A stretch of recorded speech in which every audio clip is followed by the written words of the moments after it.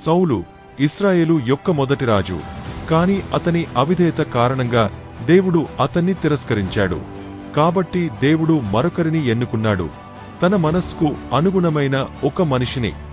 యెస్సయి కుమారులలో అతి చిన్నవాడైన దావీదు బలవంతుడిగానో ఎత్తుగానో కనిపించలేదు. కాని దేవుడు అతనిలో గొప్పదాన్ని చూశాడు.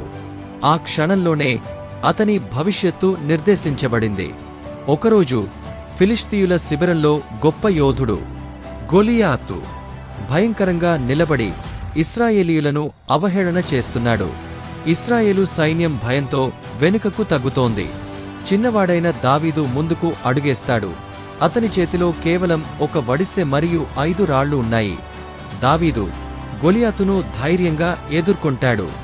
వడిసెలో రాయిని ఉంచి గట్టిగా ఊపి గొలియాతు నుదుటిపై కొడతాడు.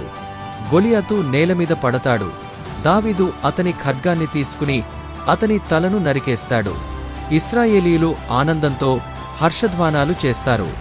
దావీదు జీవముగల దేవుని మీద విశ్వాసంతో అతను గొలియాతును ఎదుర్కొన్నాడు.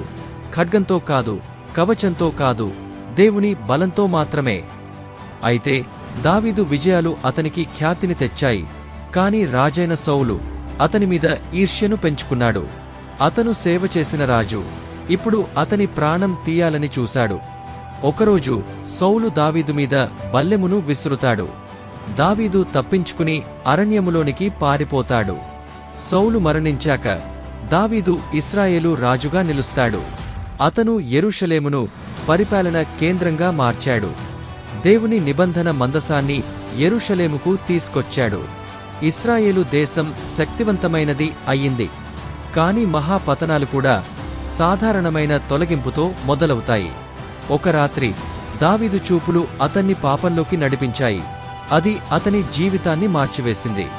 దేవుని హృదయానికి సమీపంగా ఉన్న వ్యక్తి మోసకారి మరియు హంతకుడిగా మారాడు. ఒకరోజు సాయంత్రం దావీదు రాజభవనంపై నడుస్తూ కింద ఉన్న బత్షెబా అను స్త్రీని గమనిస్తాడు. అతడు ఆమె అందాన్ని చూసి ఆకర్షితుడవుతాడు. అతను ఆమెను రాజభవనానికి రప్పించి పాపానికి లోనవుతాడు. ఆమె గర్భవతిగా మారుతుంది. దావీదు తన తప్పును దాచిపెట్టడానికి కుట్ర రచిస్తాడు. బత్షెబా భర్త ఊరియా యుద్ధరంగంలో ఉండగా దావీదు అతన్ని చంపించడానికి ఒక ఆజ్ఞ ఇచ్చాడు.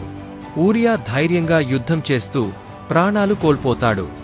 దావీదు తను చేసిన దుష్టతను చూసి మౌనంగా ఉంటాడు. కాని ఒకరోజు ప్రవక్త నాతాను రాజు దావీదును సందర్శిస్తాడు. అతను ఒక ఉపమాన కథ ద్వారా దావీదు పాపాన్ని బయటపెడతాడు. దావీదు తన తప్పును అంగీకరిస్తాడు. దావీదు రాజుగా ఉన్న దేవుని ముందు ఒక పాపిగా మారాడు. కాని అతడు తన తప్పును గ్రహించి క్షమాపణ కోసం దేవుని దగ్గరకు వెళ్ళాడు. ఆ క్షణంలో దావీదు తన పాపాన్ని గ్రహించాడు. అతను హృదయపూర్వకంగా పశ్చాత్తాపం చెందాడు. కాని అతని తప్పిదాల ప్రభావం అతని రాజ్యాన్ని కుదిపేసింది. దావీదు తన వృద్ధాప్యంలో తన గతాన్ని తలుచుకుంటూ దేవుని దయ కోసం ప్రార్థిస్తాడు. చివరగా అతను తన కుమారుడు సొలొమోనుకు రాజ్యం అప్పగిస్తూ దేవునికి విధేయంగా ఉండమని సూచిస్తాడు. చివరకు అతను దేవుని దయతో తన ప్రయాణాన్ని ముగించాడు. దావీదు జీవితం విశ్వాసం, విజయం మరియు పతనంతో నిండి ఉంది. కాని అతని వారసత్వం కొనసాగింది. అతని సంతతిలో నుంచి నిజమైన రాజు వచ్చాడు. దేవుని రాజ్యం నిత్యంగా నిలిచేలా చేయబోయాడు. దావీదు యొక్క కథ మనకు ఒక బలమైన పాఠాన్ని నేర్పిస్తుంది. దేవుని కృప మనకు గొప్ప విజయాన్ని ఇస్తుంది. కాని మన పాపాలు మన పతనానికి కారణమవుతాయి. కాని నిజమైన పశ్చాత్తాపం దేవుని క్షమాపణను తెస్తుంది.